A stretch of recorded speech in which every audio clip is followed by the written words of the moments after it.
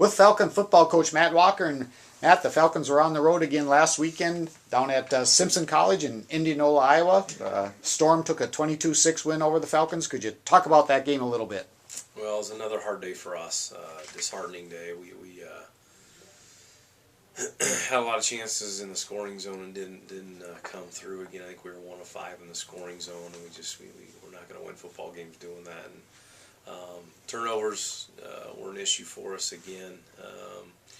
We had 2 really costly fumbles, and I know the score is what it is, but if you watch the game or follow the game, we're diving into the end zone with 8.5 minutes to go to literally take a 1-score lead, and we fumble going in, and ended up being a touchback, and they score on the next drive.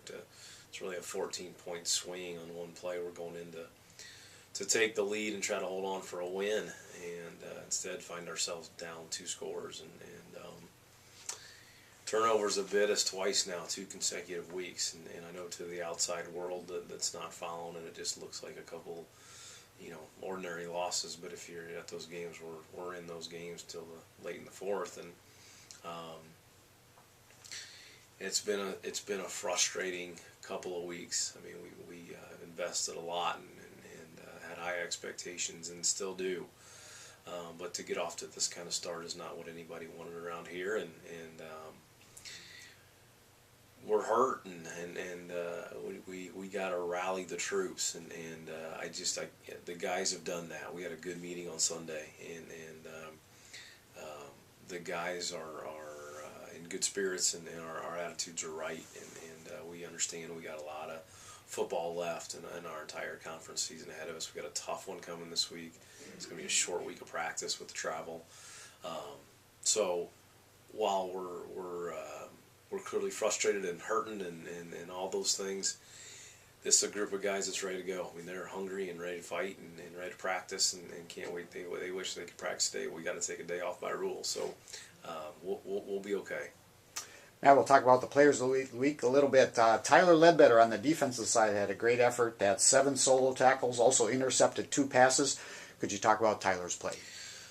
Tyler's been incredible for us. We played corner for us last year and moved him to safety as a sophomore, and he's got a unique ability to understand the game at a high level. He's just got one of those high football IQs, and safety really fits him. He can sit back there and read the big picture and understand what's going on schematically with them, and he's not the fastest guy, he's not the biggest guy, he's not the strongest guy, but he's one of the smartest kids I've probably ever coached, and he's always in the right place and doing his job right, and it's not a coincidence that he keeps coming up in these Player of the Week discussions. He does what he's supposed to do as hard as he can do it, and we're lucky to have Tyler.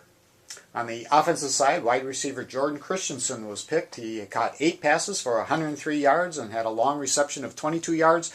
Could you talk about Jordan a little bit? Yeah, we had a number of guys that stuck out in the pass game. Ryan Kuslik had a really, really good game at quarterback and played at a high level. Jake Ryan, I think, was 5 yards short from 100 yards, and I think he had 9 or 10 receptions. Jordan had a good day, and it's kind of become our go-to. And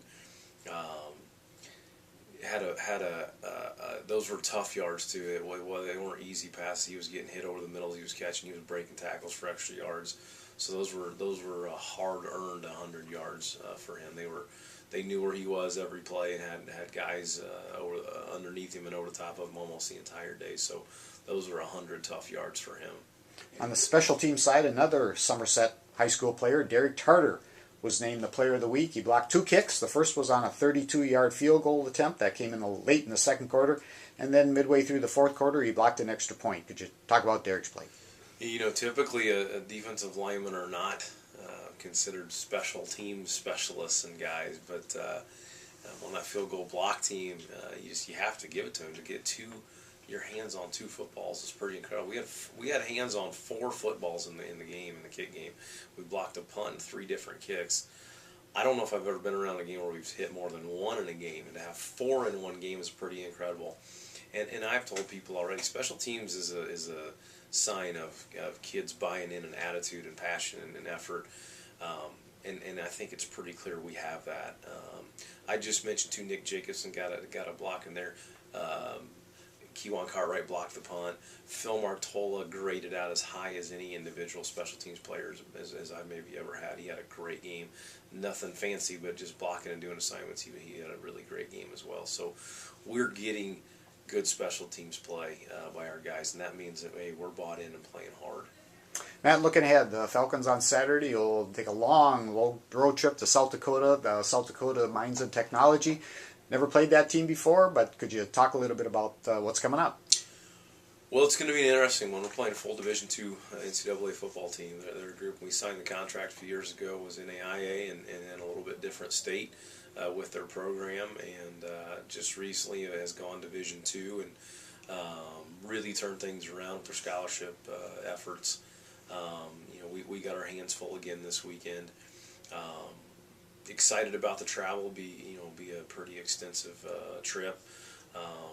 Something I think we're excited about. Sometimes you get on those trips, especially when you're struggling. Sometimes you think about traveling as a bad thing. It's been good for me in my experience to get away, and then that group that's the ones on the field playing, they're kind of separated from the rest of the world, and it's just kind of us and football. And I found that in times of frustration, those have been some of the best games I've had my groups play. So maybe it comes at the right time to just get away and it just be about us and get away from the distractions here. But again, a good football team. They've been in a couple tough games for their first 2 weeks. They played a big rivalry game last week against Black Hills State, a really, really good Division II team, and got beat. But we're in the game. The score was not an indication of the game. They were in the game late.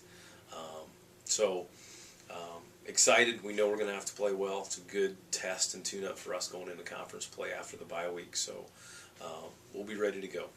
Matt, thanks for your time. Good luck to the Falcons, and we'll talk to you next week. Thank you.